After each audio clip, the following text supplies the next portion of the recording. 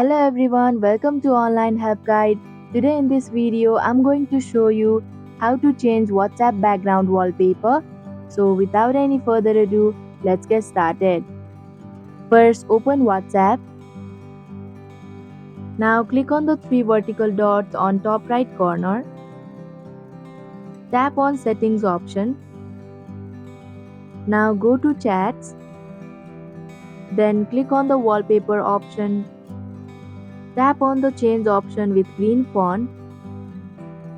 Here you'll be provided with different options and you can also choose from your gallery.